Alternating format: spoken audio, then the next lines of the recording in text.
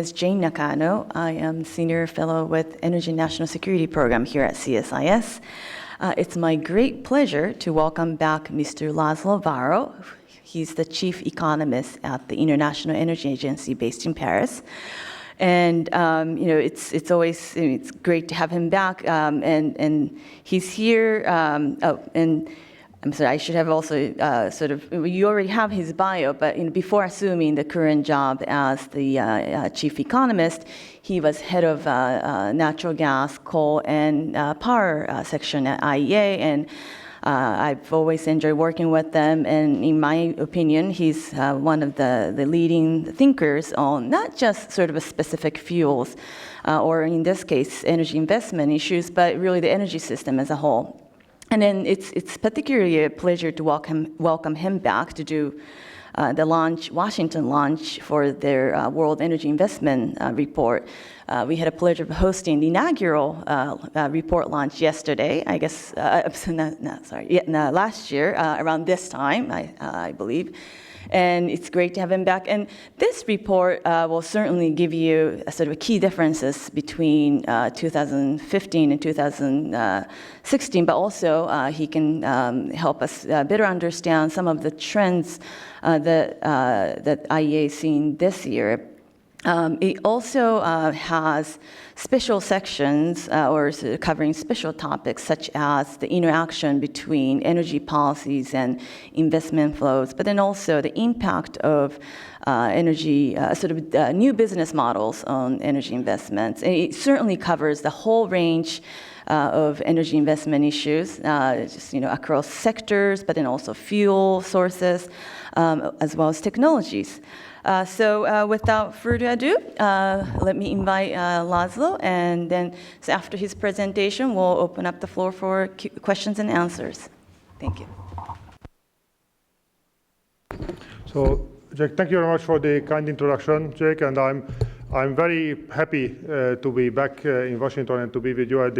The visit at CSIS is always a highlight of any US trip that I make. So today I'm going to share with you some of the insights that we gained in assessing the state of play of energy investment in the global economy. I'm trying to find what should I push. This is what I should push, yes. So I should tell you that there are several IEA work streams and several IEA publications that look at energy investment one way or the other. We have IEA work that is asking the question how investment in the energy system could evolve if governments implemented certain policies.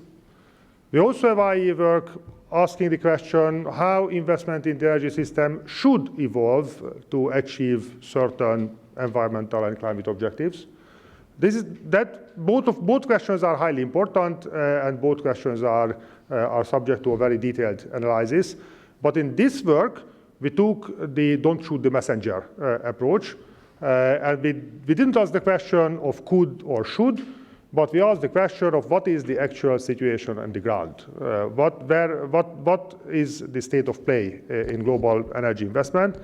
And we are talking about around 2.2% of global GDP, or $1,700 billion. Energy is a very capital-intensive industry. So around 10% of the capital stock of the global economy. So if you add together everything from the broadband internet lines to luxury hotels in Thailand, around 10% of the total capital stock of the world economy is related to the energy system one way or the other. And very often, there is no shortage of creative ideas in energy policy circles of what our government would like to achieve. But the difference between success and failure is often the ability of the policy environment to mobilize investment. So investment really matters. And energy investment has been declining for 2 years. Now, I'm cheating a bit because the dominant reason for the decline is a very harsh cyclical reaction of the oil and gas industry to low oil prices. There was a series of really harsh investment cuts. Now, to what extent this is a structural decline of oil and gas investment, or to what extent this is a good old school commodity cycle, which will be followed by a cyclical recovery, time will tell. But as a result of the harsh investment cuts in oil and gas upstream, last year, a very interesting milestone was reached, namely that for the first time since the rivalry of Edison and Rockefeller, total capital investment in the electricity sector globally now exceeds capital investment in the oil and gas industry. Okay, so for 100 years, oil and gas was by far the largest investment area, but by last year, electricity catched it. So I like to tell to my friends in the oil and gas industry that from now on, we should call oil and gas as the alternative energy, because electricity is now a bigger component of the capital investment. Now, within electricity, the renewable energy represents the largest component of investment. Electricity networks are the second. Both of that I will cover a bit more detail. The one very positive phenomenon and a very interesting phenomenon, which is somewhat surprising, is despite a several years period of low fossil fuel prices, and of course, in this case, we are not only talking about lower oil prices. Gas prices actually have started to decline before the collapse of oil prices. Coal was never really cheap. And as cheap gas and increasingly low-cost renewables feed into the electricity system, electricity prices have also declined in several major electricity systems. And despite the headwind of low energy prices, investment into efficient demand-side technologies has been increasing quite dynamically.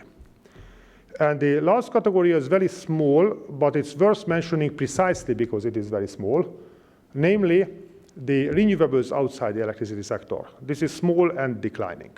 So the renewable investment is actually doing very well overall, but we have to keep in mind that electricity is an order of magnitude 1/4 of the total energy system. But this 1/4 absorbs more than 90% of the total renewable investment. In fact, renewable investment globally is dominated by just 3 technologies: wind power, solar power, and hydropower. And of course, the word power indicates that these are power-generating technologies. These are technologies that produce electricity. So the impact of renewables is highly asymmetrical. It is a completely disruptive game changer in the electricity sector. But the impact of renewables is utterly marginal in the other parts of the energy system, in building heating, in aviation, in trucking, in industrial energy use, and so on, which altogether represent 3/4 of total energy consumption. Now, in terms of where the money is coming from, one interesting lesson that I learned doing this work is that I think there is a bit of an excessive excitement about project financing in energy. So whenever energy investment is being discussed, you can go from conference to conference, from workshop to workshop, discussing project finance in energy. Now, project finance does play a useful role, but it overall represents only 7% of energy investment. 93% is coming from a really old school fashion on somebody's balance sheet. Now, who is this somebody? Well, if you add together the national oil companies of the Middle East and the state-owned electric utilities all across Asia, then almost half of the total energy investment is coming from state sources one way or the other. And there is an 11% component, which is 11% of a very large number, which is coming from completely outside the conventional corporate sector. This is primarily middle-class households spending their own private savings to buy a solar panel to their rooftop. So this represents 11% of total global energy investment, but of course in some regions like Germany or California, it is much more than 11%. Around 98% of the capital investment is spent on putting steel into the ground and building physical assets with already existing technologies.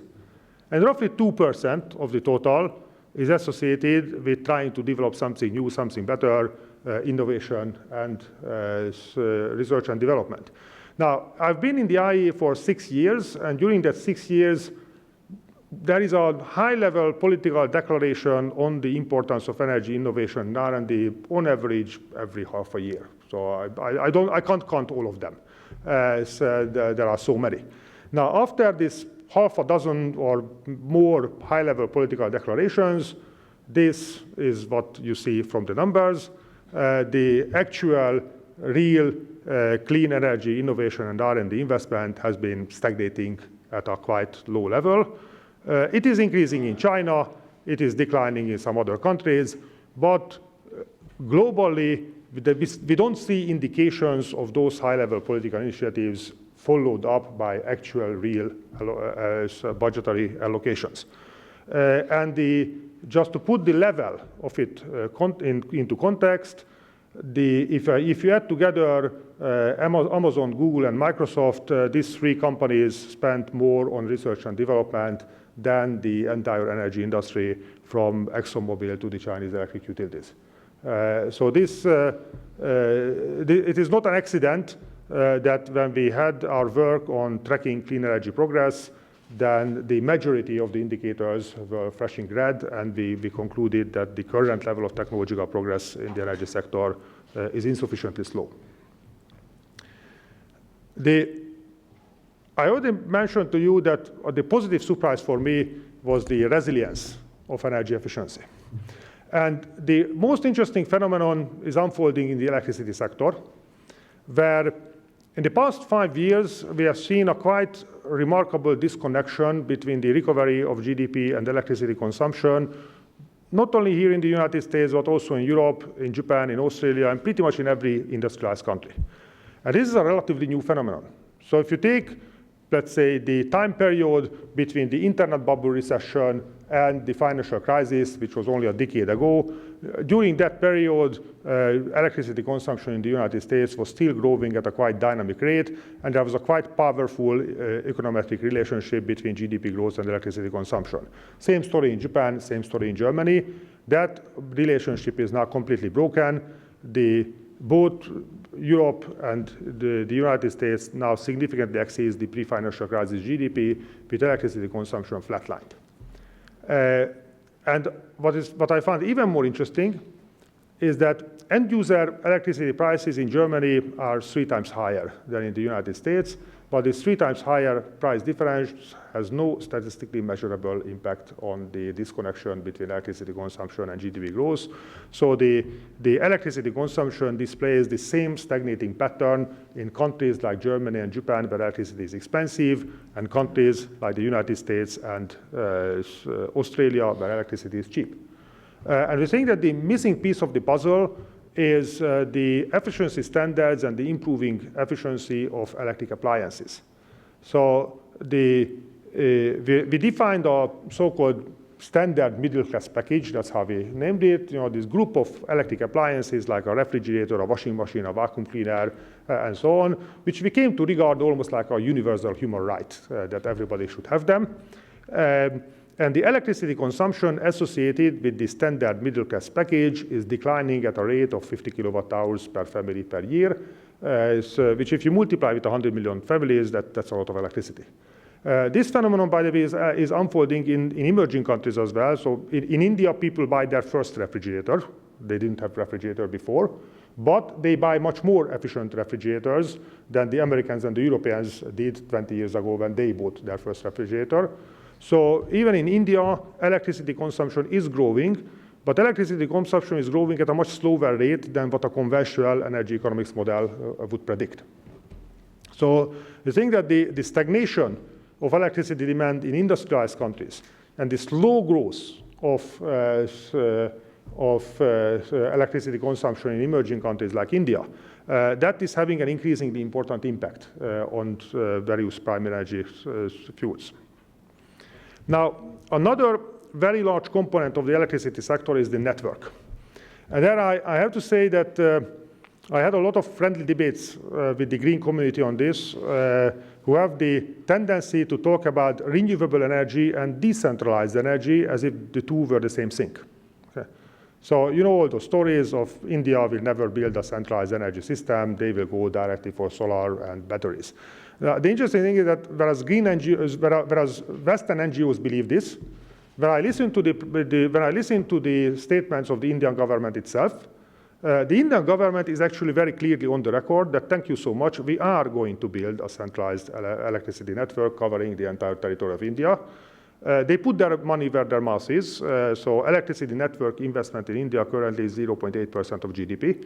And they are building the Indian electricity network at the speed of 100,000 kilometers per year. So that's every year India rolls out 100,000 kilometers new electricity lines. Now, of course, small-scale decentralized solar facilities do play a useful role in rural regions. So we estimated that currently in rural Africa, around 8 million people every year get their first electricity without being connected to the electricity grid at all. Now, this is a very good thing, and this is a very positive part of development. But the large majority of renewable investment is not decentralized at all. So wind turbines keep getting bigger and bigger. So the direction of technological progress in the wind industry, that the wind turbines are getting really large. And even in the case of solar, which can potentially be small and decentralized, a very large majority of the solar investment is gigantic ground-based utility-scale solar projects, which are, for all practical purposes, those are power plants. They need a centralized electricity network to feed the electricity and serve the consumers. So there are around $250 billion capital investment into the electricity network, which includes three components. One is construction-related activities, so digging a trench for the cable, putting steel into the ground for the pylons. This has been stagnating. There is a dynamic increase of investment which relates to electrical engineering type products, so substations, transformers, switching gear, that sort of things. And there is an explosion of investment spending into electricity network-related IT. That's all the smart grid-related components. So IT now represents around 10% of the total network investment. So its network investment is not simply large, but it's also shifting towards more electrical engineering, more IT-related items. And one very big concern that we have, that in important jurisdictions, including some regions of the United States, the regulatory environment of the electricity network failed to keep up with technology changes. And that has a potential to undermine the economic viability of the electricity network precisely at the time when the network is actually keeps getting more and more important. Now, for moving to renewables and other low-carbon sources, we had a quite astonishing revolution in wind and solar power. Now, and there I calculated the amount of electricity that you get from the wind and solar capacity being installed. Now, very often people compare various energy technology capacity additions on a capacity basis, but that's a bit of a cheating because the different energy technologies operate with very different load factors. So you don't get the same amount of electricity from a windmill in Wyoming than what you get from a solar panel in Texas, because these are different, they have different utilization rates. So what we did here is that we took the geographical composition of wind and solar investment, and we run the numbers that under normal weather conditions prevalent in the different regions, how much electricity you get from these facilities. And this has increased by roughly 1.5 times from a stagnating capital investment. So global average capital investment into wind and solar power has been stagnating at the level of roughly $300 billion year after year. But this is like saying that I just bought a good laptop for $1,000. This is true today, this was true 5 years ago, and this was true 10 years ago. A good laptop is always $1,000, but you get a very different good laptop for your $1,000 with technological progress. So with technological progress, this $300 billion capital investment into wind and solar is buying more and more low-carbon electricity. So far so good. So this is the story of the renewable revolution.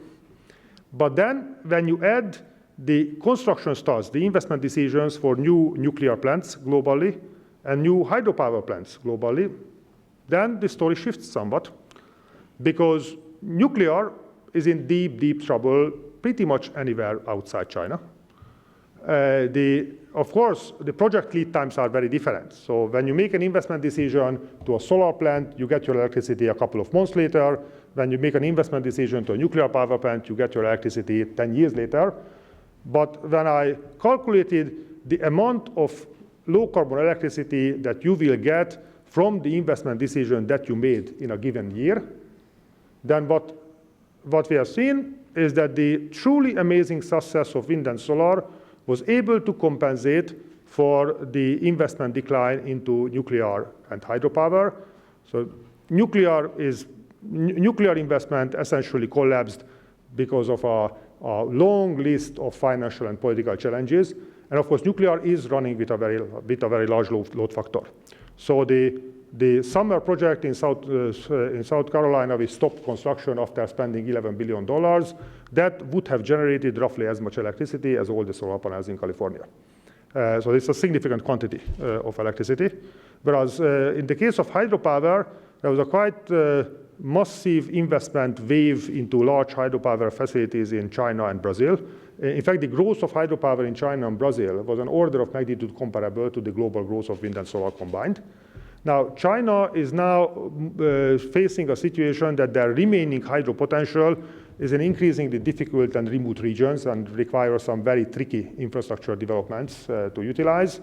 Whereas in Brazil, Brazil has been facing a very challenging macroeconomic and political situation in the past couple of years, and that affected hydropower investment as well. And no other country, no other region was able to step in and take the mantle from China and Brazil.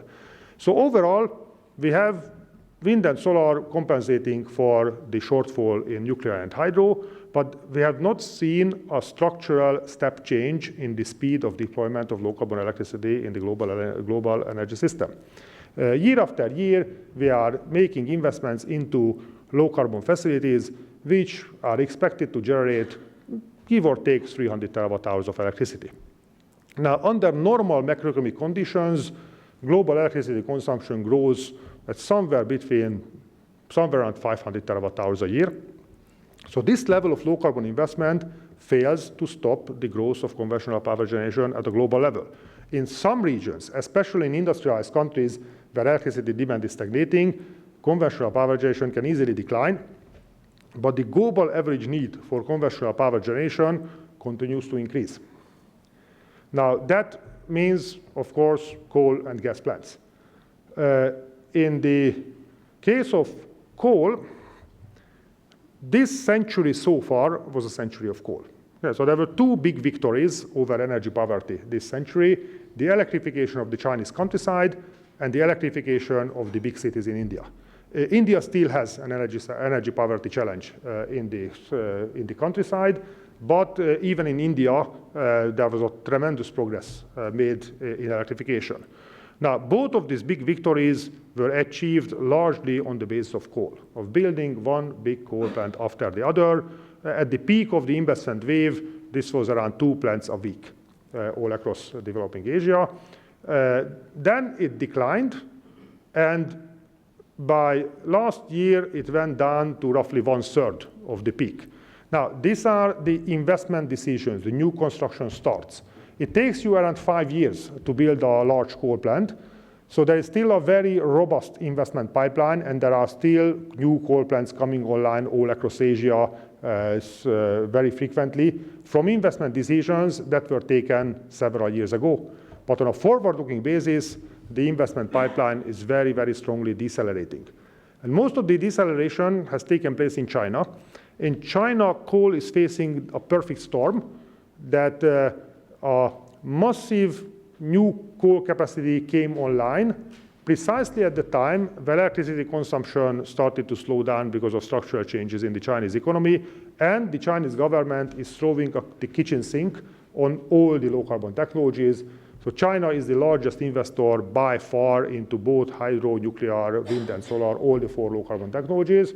So you have a combination of massive excess capacity, slowing electricity consumption growth, and a robust increase of low marginal cost, low carbon production. That created very serious concerns among the Chinese policymakers.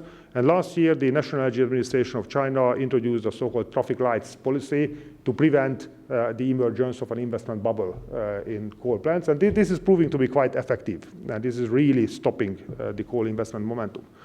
We also see a deceleration of coal investment in India as well. In our view, this is a combination of financial stress in the Indian utility sector, which is still quite painful, and the improving competitiveness of solar in the Indian power system is also emerging as a major investment risk for coal plants. Now, gas turbine investment overall is doing quite well. The global numbers are quite nice, but it is increasingly concentrated in just two regions. One, North America, and the other is the Middle East. With a bit of a simplification, gas turbine investment is doing very well in the regions which rely on abundant domestic low-cost gas resources, shale gas in the case of the US, giant conventional fields in the case of the Middle East. The one region where there is a special importance and a special feature of gas turbine capacity is Europe. Europe is facing a simultaneous decommissioning of both coal and nuclear capacity. Now, coal, because of European climate policy, nuclear happens to be low carbon, but it is in deep trouble in Europe. So with all due likelihood, Europe will lose a substantial proportion of its coal and nuclear capacity. Europe is investing into a very robust wind and solar fleet, but peak electricity consumption in Europe is 7 o'clock in the evening in December, where Europe is pitch dark. So all the solar panels produce precisely zero electricity when electricity consumption peaks. And whereas electricity system operators are getting increasingly smart about managing the short-term fluctuations of wind and solar power. So for managing the short-term fluctuations, the integration of renewables is progressing very, very well. But the problem of taking sunshine in July and using it in December is just way beyond any current technological option which is available. This is the role of gas turbines in a power system which has a lot of solar capacity. So this is the context when we looked at gas turbine investment in Europe, and this is what we found. The investor confidence is collapsing. People are essentially running to the hills. And in every single year since the financial crisis, decommissioning of gas turbine capacity in Europe exceeded new plant investments by a considerable margin. Now, there is no imminent energy security crisis in Europe. The infrastructure is very robust. The current capacity is sufficient. But the 2020s will be a crunch time for nuclear and coal capacity in Europe. And this is something where gas, in our view, will have to come back to the game. When we looked at the big investment stories in global electricity, so basically all the investment teams that attracted more than $10 billion capital investment, 5 of them are in China, and we looked at the business model of it. What we found was, I found it personally very interesting, that I started my energy career at an energy regulator liberalizing electricity markets and developing wholesale competition in electricity. And 20 years after we embarked on this journey, a grand total of 3% of global power generation investment is market-based. The dominant business model practically everywhere is a government-set regulated price. So 400 RMB per megawatt hour for coal plants in China, regulated feed-in tariffs for wind in Europe, for nuclear in China, and so on. Then increasingly interesting role is played by capacity auctions. So these are also fixed price contracts, but the fixed price is not set on the basis of government regulation. The fixed price is set on the basis of an auction that you have to win in order to sell your electricity from your future project. The only major investment story where wholesale pricing plays some role is onshore wind in the United States, where there are merchant wind farms. And of course, there's a big capital investment in distributed generation, distributed solar, which has a unique business model of its own. So power generation investment is a heavily regulated business, and we don't see that changing. So in the key emerging countries, we see a strong political desire from governments to improve the efficiency of the electricity system, to use more advanced technologies, improve the governance of the state-owned utilities. But we don't see much political appetite for privatizing those utilities. We don't see much political appetite for cutting them to pieces, unbundling them, and so on. So we expect the overarching industry structure to remain stable. Now, given the remarkable success of low-carbon electricity, we also decided to take a look at the investments that would enable us to bring this increasingly abundant low-carbon electricity into the other parts of the energy system, and electrifying buildings, electrifying transport. So this would be using heat pumps in buildings and using electric cars for transport. And both of them is progressing. So electric heat pumps are growing nicely, especially in China. So in China, a typical building energy efficiency project would be improving the energy efficiency of the buildings, kicking out the small coal boilers from the building, and installing an electric heat pump. Now, even if you run that electric heat pump on a coal-fired power plant generated electricity, the environmental performance is far, far better than it was with individual coal heating. And of course, if you run it for hydro or wind power, then it's even better. Whereas in the case of electric cars, there's a very nicely growing market. Last year, it was 750,000. This year, it will be over 1 million.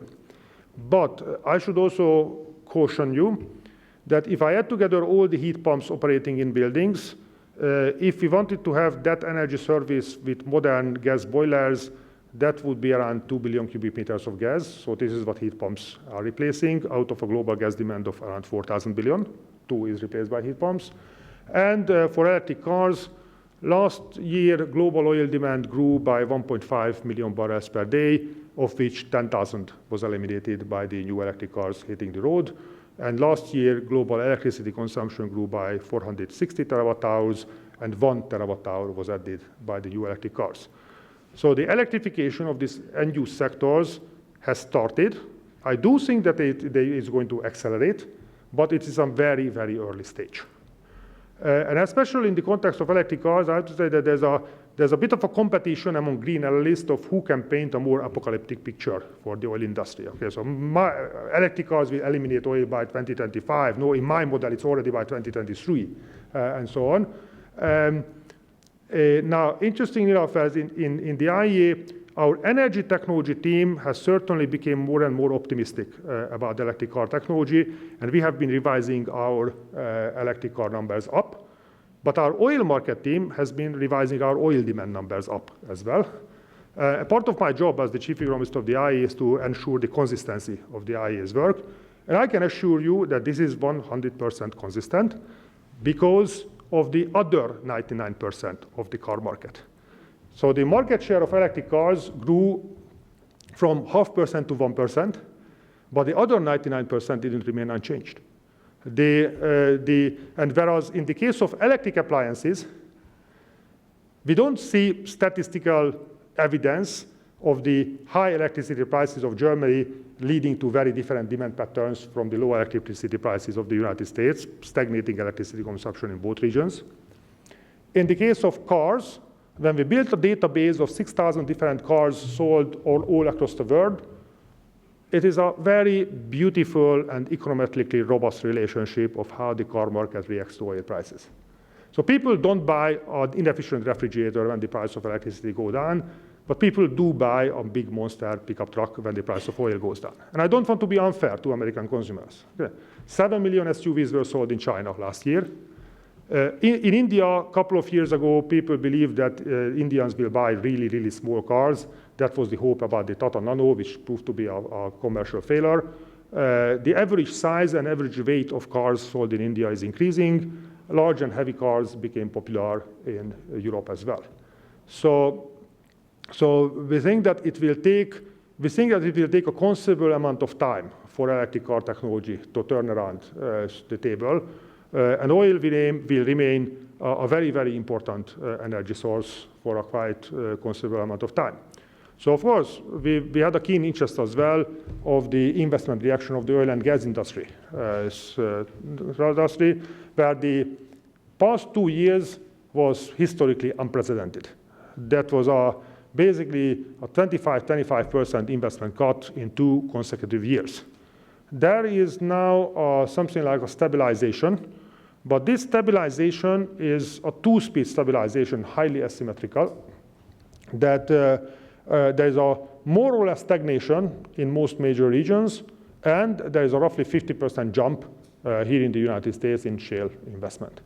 I should also add that we think that after these 2 years of harsh investment cuts, oil and gas upstream investment, in our view, is broadly consistent with the upstream investment needs of a world which implements a strong climate policy and goes for a 2 degrees climate stabilization.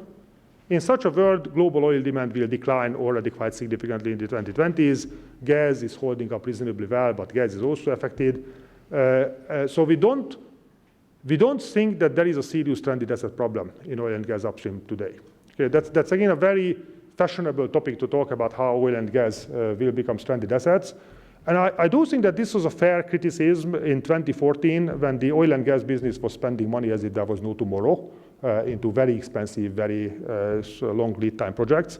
But after the baptism of fire of the past 2 years, and after the very harsh investment cuts that were unfolding in the industry, I think the oil and gas projects that survived this baptism of fire and go ahead, we don't think that they will be stranded assets, even under a very, very strong climate policy. So I think this problem is probably tackled. For the geographical contributions, the national oil companies are doing still very well. The American shale industry is doing well. What is squeezed is the privately owned oil companies outside the United States. Now, why the success of the American shale industry is remarkable, I'm not going to talk about it in great detail because you know probably more about it than I do. But I'm going to tell you about another important story, cost deflation, all across the industry. Now, there is a lively debate among the industry analysts to what extent the statistically observed cost decline in oil and gas upstream is attributable to better technology and more disciplined management, or to what extent it is cutting the fat and squeezing the suppliers. Now, there is certainly an element of both. Yeah. So there's no doubt that several years of $100 per barrel oil made the industry lazy and fat. There's also no doubt that, that in certain parts of the world, the shortages of skilled labor, shortages of infrastructure created artificially high prices. Okay. So when you heard 2 years ago the governor of North Dakota being very proud about the high school kids earning $100,000 as truck drivers in the Bakken, this is what we call cost inflation. Yeah. So some parts of the previous cost level were not sustainable and are squeezed out from the system. But there's also quite remarkable technological progress in the oil and gas industry. So the systematic application of big data on reservoir management is unfolding. There's a very interesting application of robotics, both in offshore and also in horizontal drilling. And there's also management innovation, especially a very efficient supply chain management in the American shale industry. So overall, our view is that somewhere between half to 2/3, so the majority of the observed cost decline, in our view, is structural and going to be sustainable beyond the current cycle. Now, in addition to the US shale industry, there's another important producer which proved to be quite resilient, is Russia. So Russia has been facing a series of quite tough challenges, low oil prices, geopolitical conflict, American sanctions, European sanctions, and oil and gas investment in the Russian economy is proving to be remarkably well, holding up remarkably well. Now, some important things are off the table. So certainly, the Arctic offshore developments are suspended for the time being. But when you look at the type of Arctic offshore development that Rosneft wanted to do with ExxonMobil in the Kara Sea, very similar projects were also suspended in Alaska and Canada as well. So Shell pulled out from the Alaska Arctic, Chevron pulled out from the Arctic parts of Canada. Nobody had any sanctions on Canada. It was just simply that in the current oil market environment, those projects became economically unviable. In fact, in our view, arguably without the sanctions, Rosneft might have wasted several $billion in the Arctic offshore, and we protected them from making this strategic mistake. The things which are holding up in Russia are West Siberia brownfield, so squeezing the old West Siberian oil fields a bit more, applying some enhanced recovery techniques. That is easily economical, even under the current oil prices. For something like this, you don't need the cutting-edge service capabilities of the American service companies. This is something that the Russian service companies can do pretty well. The costs are in ruble, so the currency changes also help them a lot. Now, another major development which is ongoing in Russia is the Power of Siberia development, turning Russia into a gas exporter to China. Now, rolling out 4,000 kilometers of pipelines through the Siberian wilderness, that's a tough job, but that's a type of difficulty that the Russians have tackled before. They know how to do it. They can manufacture pipes, they can dig out the trenches. This is going full speed ahead. So currently they are constructing the Power of Siberia at the speed of roughly 3 kilometers per day. So this year, CNPC started to construct the 800 kilometers Chinese section as well. So I have no doubt that this project is happening. And I should also add that during my frequent trips to China, I never met anybody in China who had energy security concerns about Russian gas. In my experience, the dominant view in the Chinese energy establishment is that Russia is a useful strategic partner for China's energy needs. Third big thing in Russia on which I have to eat my hat and I have to acknowledge that I was wrong is the Yamal LNG project, where 3 years ago I genuinely thought that the Yamal LNG project is hopeless and is going to die. It's because big LNG projects routinely rely on project financing, and they have to rely on cutting-edge Western technology. And in the context of low LNG prices, excess capacity, sanctions on Novatek, I consider that project to be hopeless. And I have to say I underestimated the skill and the resilience with which they tackled these difficulties. And with a bit of a simplification, it was a combination of Chinese money and European and Japanese technology that made it happen. So there's a Chinese equity investment lined up for Yamal LNG, Chinese project financing over $10 billion, and basically everybody from Chiyoda to Siemens, from the Japanese and European energy technology providers is working there. And that gigantic Arctic project in a very challenging geography is going out full speed ahead. Now, overall, outside the US, the privately owned oil companies primarily go for conventional oil projects. And the success of US shale had a very big impact on the strategic attitudes of the oil and gas industry.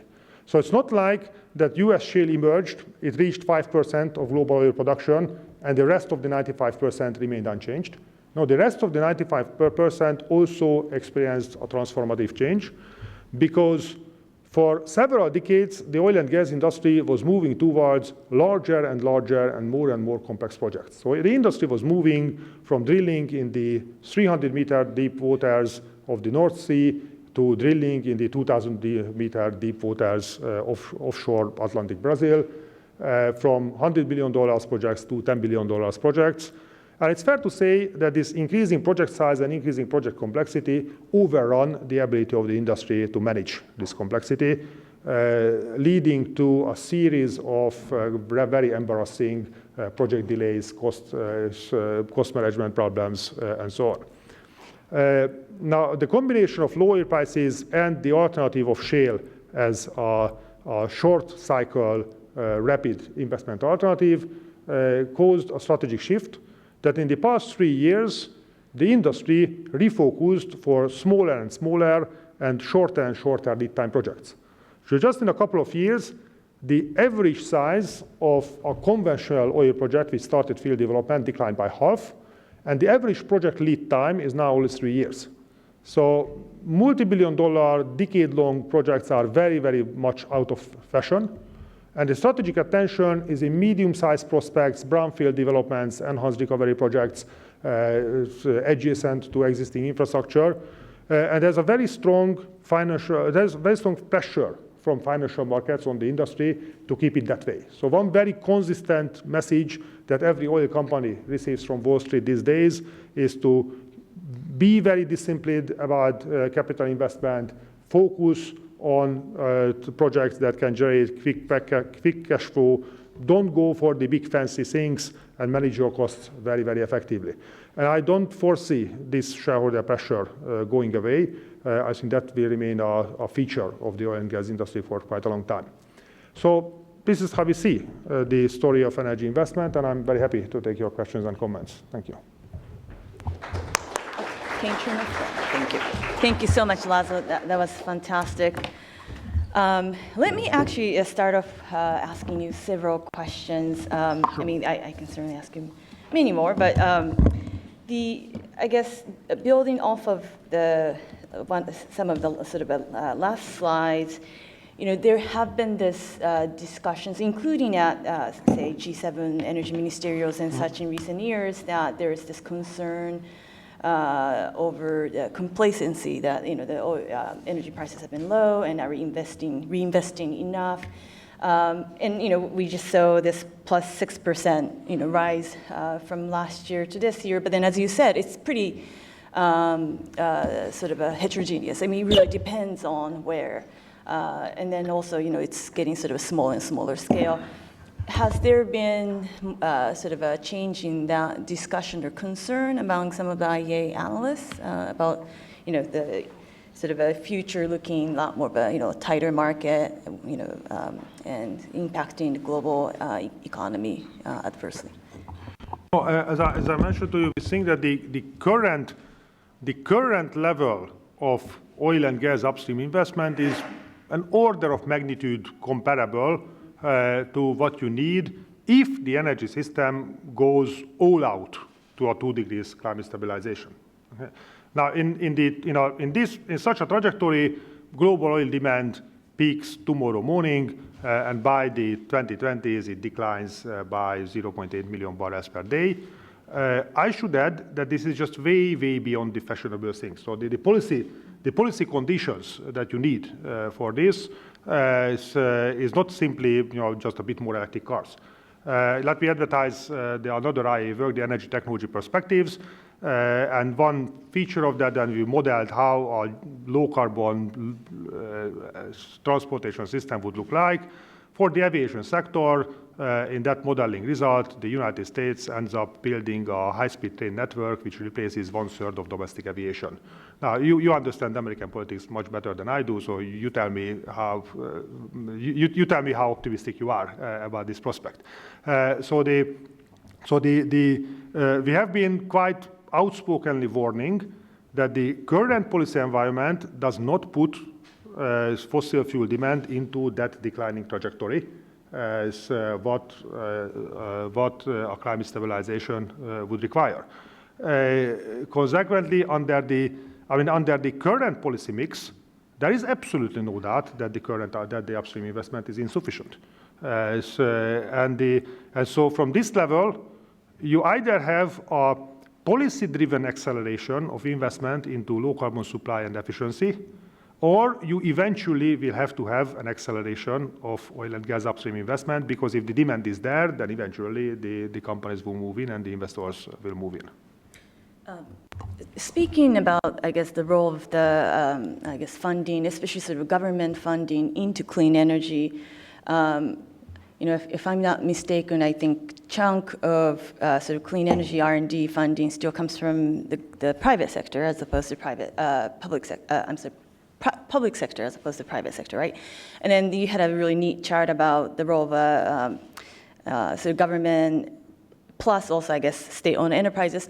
But within the government, in countries like the U.S., the states, as opposed to federal government, have very proactive roles. Like, did you also look at sort of that level, sort of different levels of governments, public? But then also, when it comes to SOEs, I don't know every single sort of SOE models, but for example, the Chinese SOEs don't necessarily get the money from the government, if I'm not mistaken. So it's SOE, but it's not necessarily from the government allocation, So how can you just sort of take us down to sort of a little more of a micro level and sort of unpack the role of public funding? Yes, so public funding represents a very large proportion of clean energy innovation and R&D investment. Now, we looked at all those complexities. Now, in the US context, the state-level policies do play a very important role in the deployment of low-carbon resources, the state-level renewable mandates and so on. But in terms of research and development, the federal government plays an extremely important role through the Department of Energy, the national laboratories, and so on.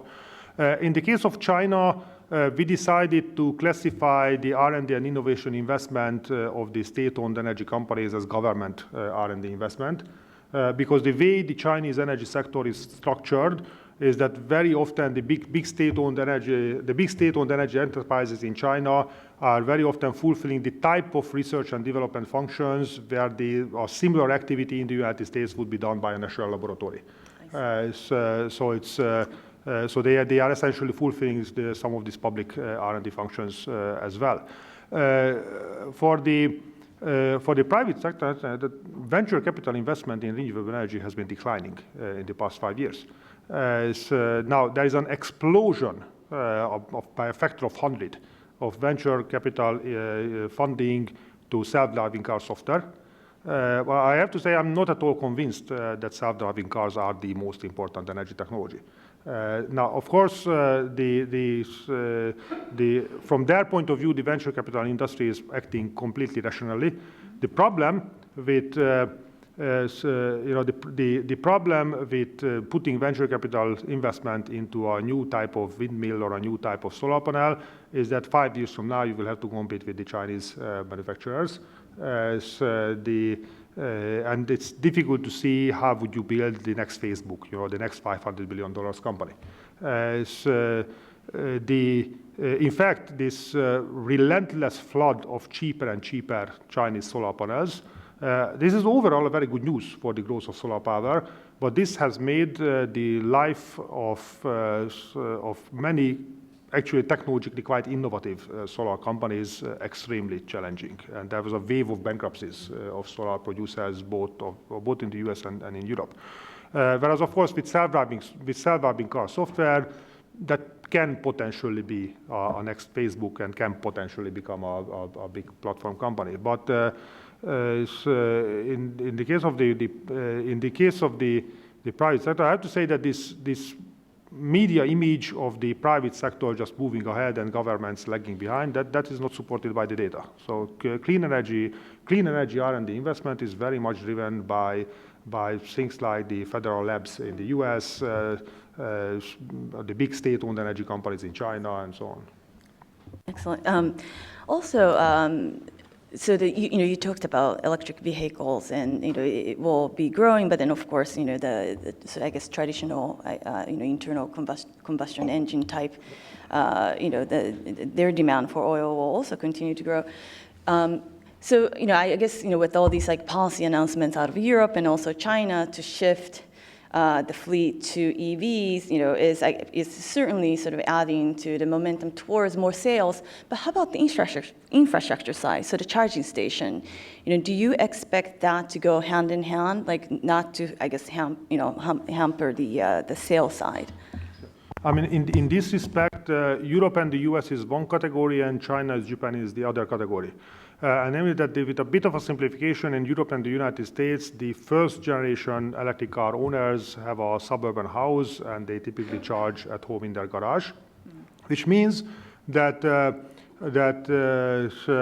eventually you have to put serious investment into electricity infrastructure, but you can get the first couple of percent piggybacking on the already existing electricity infrastructure, and that's a major advantage.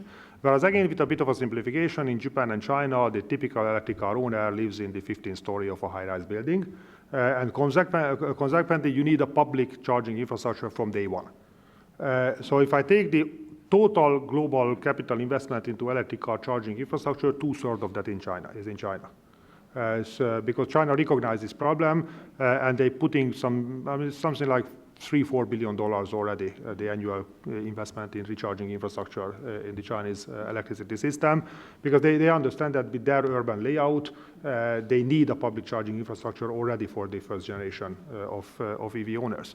Now, again, I advertised the energy technology perspectives, and that modeling work had some very, very interesting result, namely that the infrastructure needs critically depend on how do you actually use those electric cars. Because we also looked at the geographical composition of electric cars, the structure of the electricity system in the regions where they are located, and the typical charging patterns. And what we found is that with the current behavior of typically the owner drives home 7 o'clock in the evening, plugs in at 7 o'clock in the evening.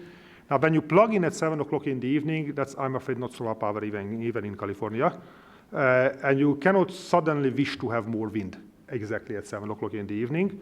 So typically what you do is you ramp up the conventional system. So our estimation was that with the current consumer behavior, around 80% of the electricity coming into electric cars is coming from fossil fuels. The rest is mainly hydro. Now, of course, this is not good enough. And what we have been very much advocating are the approaches like Nissan has a pilot project in London where you can plug in your Nissan Leaf, you put into your mobile phone that I want to leave at 7 o'clock in the evening. Now the car communicates with the system operator, and with big data, wind and solar production is pretty well predictable in a 4-hour time horizon.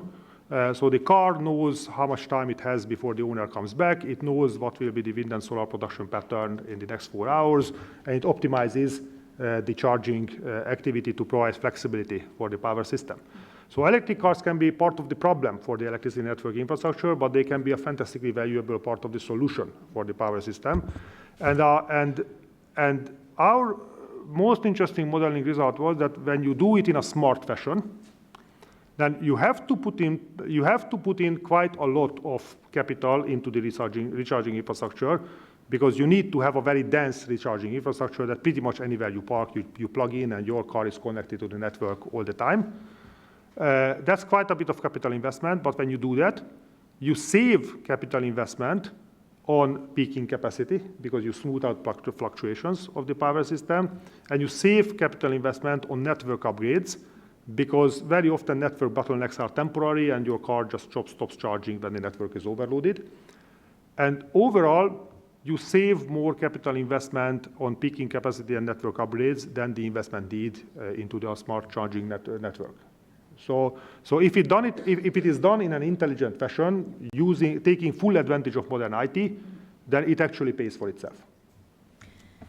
You've also been looking at the impact of digitization on energy employment. I'd imagine that the impact on something like, the jobs, but including energy jobs, certainly varies across the supply chain. Also, type of technology employed for power generation. But can you share with us some of the sort of highlights or the trends that you're starting to see, and if there are any sort of a U.S. specific, or how perhaps the U.S. conversation may be a little different from, I guess, the rest of the OECD? That would be also appreciated. Yeah. So we looked at the employment footprint of energy investment, and we found it to be a quite complex issue. So we found that some of the political rhetorics around energy jobs is probably a bit too simplified. Now, on one hand, certainly for low carbon technologies, you have a quite significant labor need for building facilities. So if you want 1 terawatt hour of new solar production, and you add together, the number of working hours that you need for carpenters climbing on a rooftop, installing on the solar panels, and so on, that's significantly more working hours than what General Electric would need to build a gas turbine plant, which would produce the same amount of electricity. However, once the solar panel is on the rooftop, or once the wind farm is installed, you don't need anybody, literally anybody. Whereas in the case of a gas turbine plant or in the case of a coal plant, you have a continuous operating employment, plus you have coal miners producing the coal, you have fracking teams producing the gas, so you have a significant labor footprint associated with the operation of the facilities. So that's one other thing to keep in mind. Also, even within the low carbon technologies, building a gigantic ground-based solar farm in an open piece of land in the Nevada desert, that doesn't require a lot of labor. However, now, the sad fact is that the reason why those utility-scale solar plants are so incredibly cheap is precisely that they don't require a lot of labor. Because they are very large scale, very modular, you can very quickly build them, and so on. So 1 kilowatt hour of electricity from rooftop solar projects requires 3 times more labor than 1 kilowatt hour of electricity from utility scale solar projects. But it is not immediately obvious that rooftop solar is 3 times more valuable from the point of view of the energy system. And another two important things that it really matters whether a country has a competitive engineering industry. Because this equipment has open international markets. And I would contrast the experience of Germany with wind and solar. German energy policy was very strongly promoting both wind and solar. Germany ended up with a very competitive world-class wind turbine manufacturing industry, which is a lot of really well-paid jobs. And the last German solar panel manufacturer went bankrupt a couple of weeks ago. And the reason for this asymmetry is the type of skills that the industry has. A wind turbine is mechanical engineering. A country which can build the best car engines and the best drilling machines will also build good wind turbines, because it's a type of technology where the German industry has very strong skills. A solar panel, that's semiconductor electronics. The solar panels are manufactured in China for the same reason that your mobile phone is also manufactured in China, because getting into a head-on competition against the Chinese electronics industry is usually not a smart strategy. So sometimes the energy jobs show up in different places than what the policymakers originally intended. And last but not least, both in conventional technologies and also in renewable technologies, technological progress is reducing the labor intensity. So you have less and less green jobs from a unit of new renewable energy as the technology is progressing. And also for conventional energy, if you have a large coal-fired power plant, supplying a large coal-fired power plant somewhere in Asia can be either 200 mining jobs in Australia or 2,000 mining jobs in India, because that is the difference in the technological capability and the productivity levels of the two mining industries. But now, India is working on modernizing its mining industry, and I think that's a good thing. So moving the Indian mining industry closer to the operational patterns of the Australian mining industry would be good for India. Except for the workers there. Yep. Well,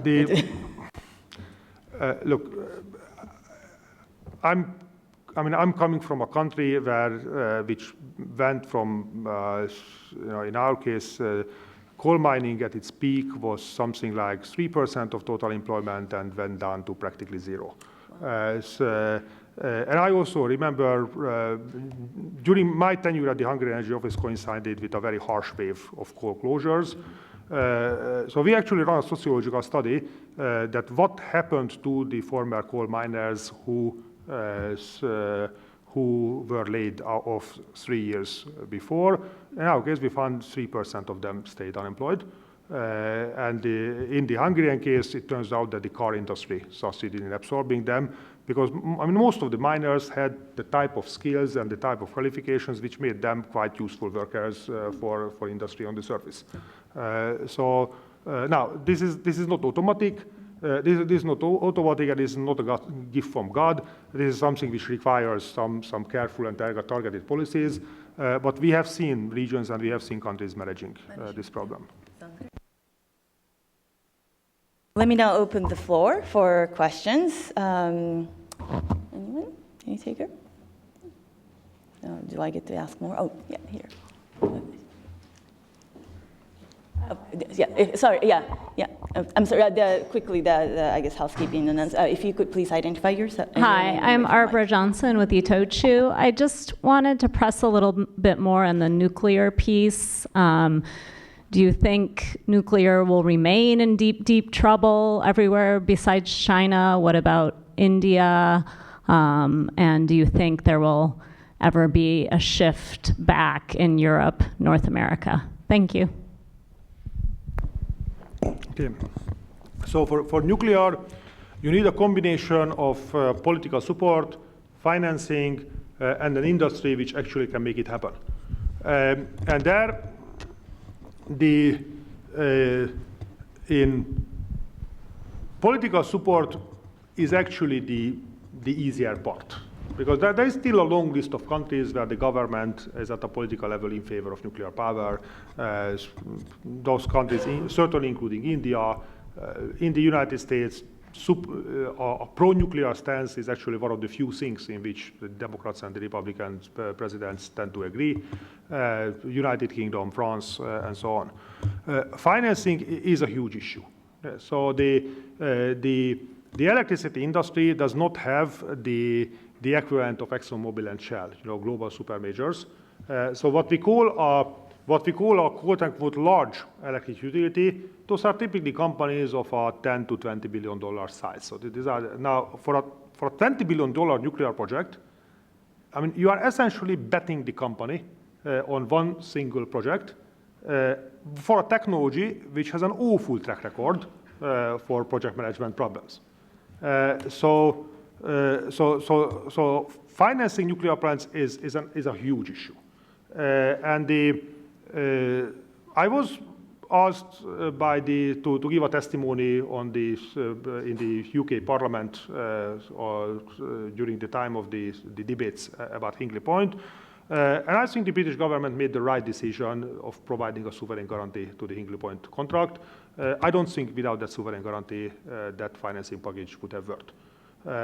So it has, financing a nuclear power plant has a type of risks that it's very, very difficult to imagine for any private financial participant to take them. So governments who really want nuclear investment, they have to step in and they have to sign a piece of paper about it.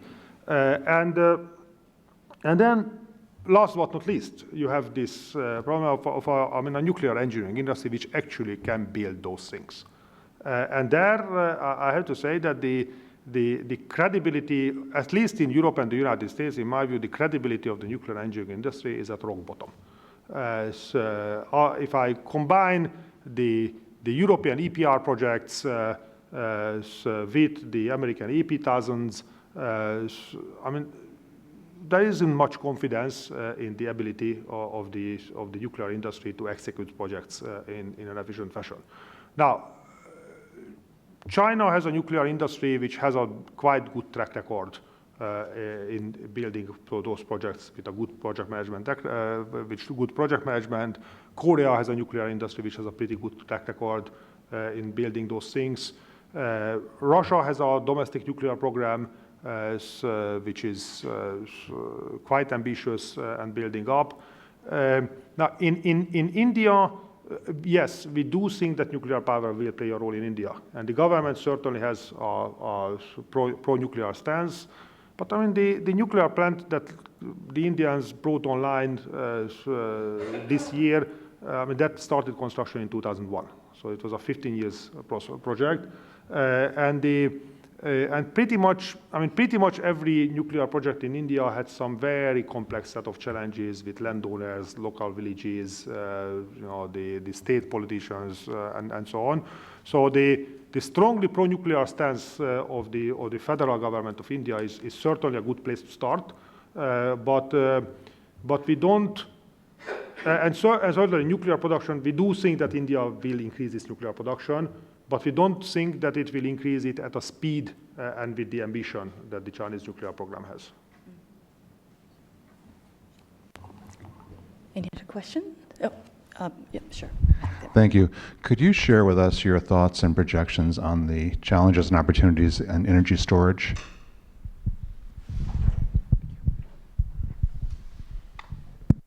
So I assume you mean electricity storage, because overall, of course, for energy storage, oil and gas tanks are bigger than anything else.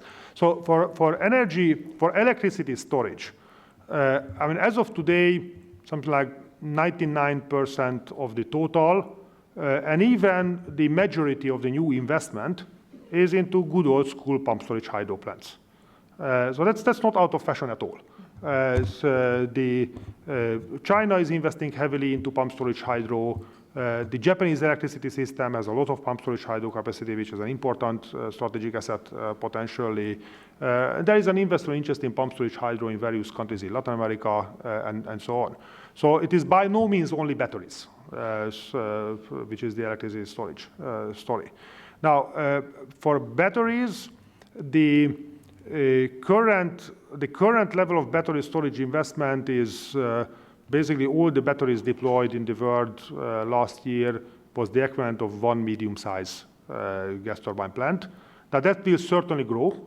So we have already seen cost declines of battery storage capacity, and we think that there is a potential for a further 50-60% decline of the current lithium battery technology. Of course, there is a very important innovation ongoing into radically different storage approaches, which would use a different chemical basis for storage. Some of them might make out of the laboratory and cause a big disruption. But even for the current lithium battery technology, we think that we have not yet seen the end of cost declines, and we have that there is still something like a 50-60% cost decline yet to come. Having said that, we also see essentially a competition unfolding between physical storage capacity and digital solutions which would aggregate demand response cases. And consequently, we are not advocating for specific targets for storage capacity. So some jurisdictions have a target of let's have 500 megawatt battery capacity and the government will pay for it. I think it's a much better approach is to let technology competition unfold, because at this stage, I would be hesitating to make my bet whether the cost decline of physical storage capacity is more promising, or whether the digitization of the electricity system and a more systematic application of demand response aggregation is more promising. I think the good approach for this is to let technology competition unfolding and let innovation go forward. The most important application of battery storage currently is selling frequency control services to system operators. So very importantly, batteries are not substituting for the electricity grid. Batteries are complementing the electricity grid, and they are providing services for the electricity grid. And last but not least, currently the battery capacity, which has 4 wheels, and otherwise we call them electric cars, is currently roughly 4 times more than the deployment of stationary battery capacity. And we're seeing that this gap will increase with the increasing popularity of electric cars. So we tend to think that the storage capacity logged into the electric car fleet will be significantly bigger than the amount of physical storage capacity, and it will play a very, very important role. Then actually, let me ask you a question about, when you talked about the future of oil and gas, you did say that you do not expect oil and gas assets become so-called stranded assets. I feel like you're very careful to just say oil and gas as opposed to fossil fuel. In other words, in your view, is coal's future sort of different? Some of the coal power generation assets, something that you think may potentially become more of a stranded asset sooner rather than later? Well, sorry. I mean, certainly, there is no doubt that a lot of coal will stay underground forever, for a very simple reason that there is an awful lot of it. However, coal assets typically don't have a high financial value. So if I take the total stock market capitalization of the entire fossil fuel industry, the 90-something% of it is oil and gas companies. And coal mining companies represent only a very small proportion. Even if I take the big mining companies like Rio Tinto or BHP, something like over 80% of their market value is associated with their metals business, iron ore, copper, and so on. And typically their coal business is a very minor part of their business model. So from the point of view of geological resources, yes, a lot of coal is stranded asset and a lot of coal will never be mined. But in terms of the potential to create a financial disruption, that potential is very, very small because it doesn't play any significant role in financial valuation. Now, there's also a very big issue of coal-fired power plant capacity, where now in Europe and the United States, that's an easy thing. The coal-fired power plants will just quietly be closed down one after the other. Because both Europe and the United States has an old power generation fleet, 40, 50 years old plants, which have already recovered their capital costs. But due to this past investment wave in coal plants in Asia, I mean, 1/3 of coal-fired power plant capacity globally is less than 10 years old. Those are the shiny and new coal plants in Asia. Now, the bad news is that they still have decades to go, and they represent a very large capital value. The good news is that the large majority of that capital value is state-owned, because the electricity systems are dominated by state ownership in developing Asia. So certainly, for example, if China goes for a very, very strong climate policy, there is no doubt that some of their coal-fired power generation capacity will have to be closed down prematurely or will operate with a much lower load factor than was expected. But these are state-owned assets, and so you can internalize it in the policy-making process of how you deal with this issue. I guess related to this coal, underground becoming stranded asset is this sort of growing discussion on sort of financial or climate-related financial disclosure. Where do you think that conversation is headed to? And also related to that, and this is certainly my impression, not a CSIS impression, but a lot of sort of a divestment discussion is is changing into like more of an engagement discussions, like institutions want to stay part of company or industry planning for the future. How do you think these forces may impact, and also to some extent, like how would you, for your this work to update investment trends and such, like how do you deal with that factor, which is very sort of not necessarily crisp quantitative factor? Well, I just say that as a former oil and gas man, I've been highly critical of my former industry, of how they approach this issue, because of two things. One is that up until recently, up until basically maybe 1 or 2 years ago, the oil companies in their strategic assessments discounted even the possibility of a successful climate policy leading to climate stabilization. So you had large oil companies doing scenario analysis, which was branded as this out-of-the-box thinking about the possibilities of the future, and the different scenarios were just different versions of the climate disaster. And I told them, look, apparently for you, the success of climate policy is not out of the box, but out of the box. So now this has been changing. So now Shell has a serious professional analysis of the transition to a low-carbon energy system. Statoil did a low-carbon scenario, and so on. And so this is the type of work where I might disagree with certain technical assumptions, but it's a type of totally legitimate professional debate, which is good to have. So that has been a major achievement, but it took much more time than it should have.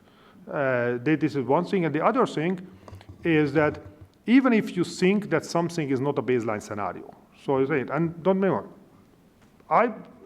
I agree with the statement that unfortunately a 2 degrees climate stabilization is not a baseline scenario. The world is not on track for that. However, when you are a a private corporation exposed to various uncertainties, and shareholders ask you a question of, so what is the exposure of your business model to a potential conflict between Saudi Arabia and Qatar, and if that happens, how does it affect our investments and so on? I don't think it's an appropriate answer to say that, no, this is a stupid question, I'm not going to answer it. I think the appropriate question is that, well, we don't think this is the baseline scenario, but if this should happen, then this is our business model exposure, and these are the things that we can do to maintain our value creation if this should happen.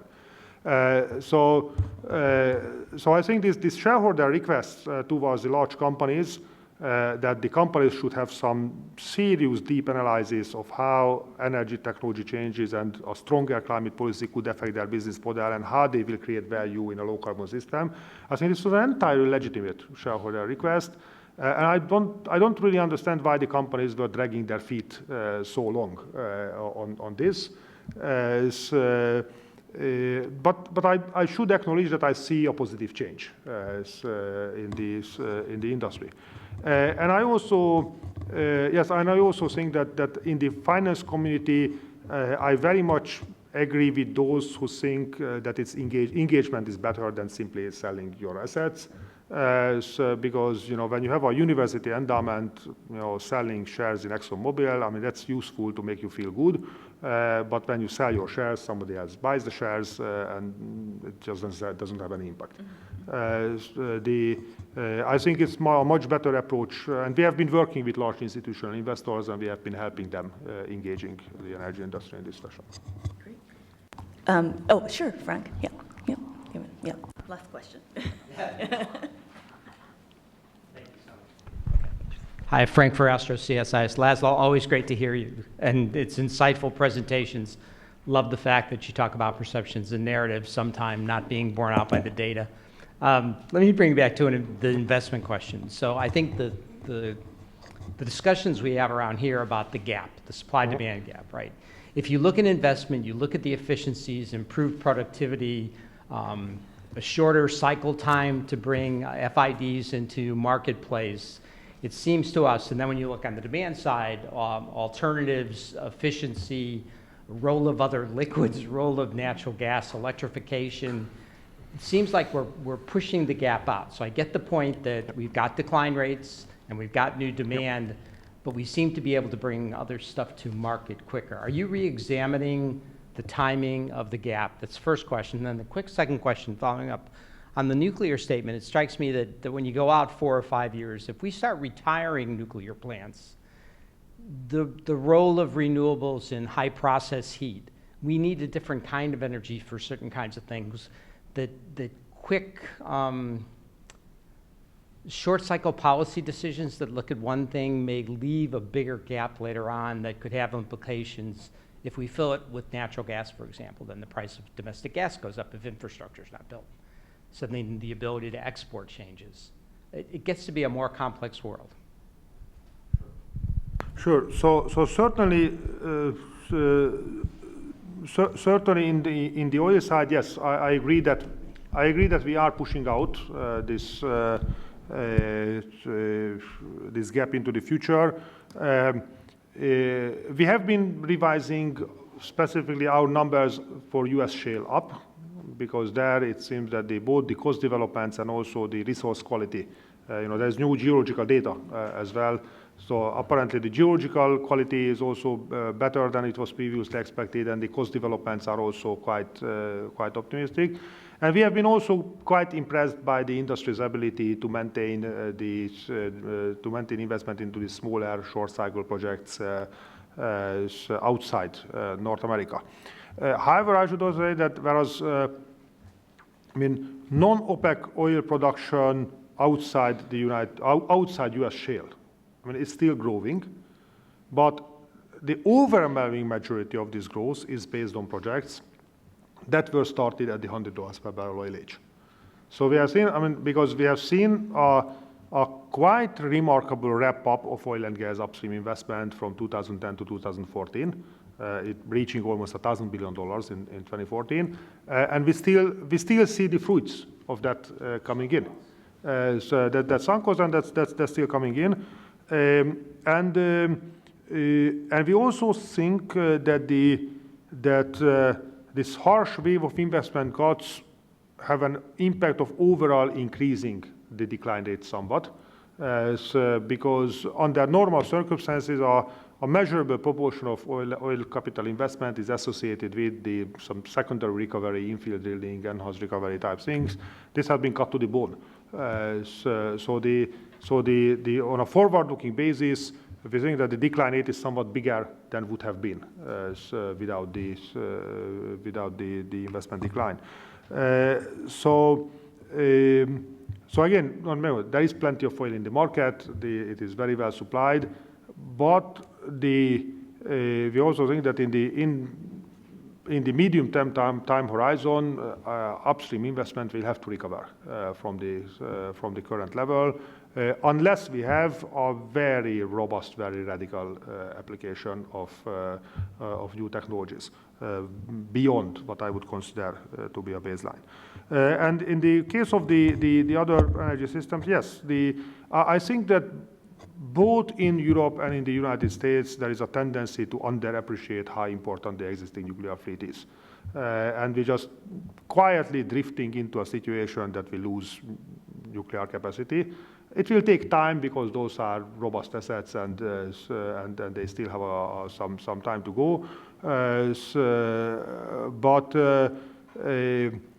But I think in both regions, we will see that it is, when you need to decarbonize and you lose nuclear capacity at the same time, that makes things quite challenging. And in the US context, it can certainly absorb a substantial amount of gas. Now, of course, the big uncertainty is to what extent US domestic gas supply is elastic and scalable. Certainly, I mean, you could lose a lot of money betting against the American shale industry. So I would not like to make risky statements. I would not like to make risky statements, but when I run the numbers of what is the potential domestic gas demand impact of a simultaneous loss of coal and nuclear capacity, I mean, those are quite significant numbers, and you have to take pretty optimistic assumptions about shale technology. No, the United States will be able to produce that amount of gas, but producing that amount of gas without pricing American gas out from international markets, that's a more difficult challenge. And in the European case, the gas will keep the lights on, but at a significantly higher level imports, unless something changes in the trajectory. Fantastic. I mean, it was truly tour de force. I mean, you cover from the whole across the supply chain, technologies, regions, and I can be more thankful. It was extremely insightful, and again, this is the second edition of the report. We again had a pleasure of having you last year for the inaugural, and I hope you'll be back for the third and many more to come. And please join me in thanking Laszlo.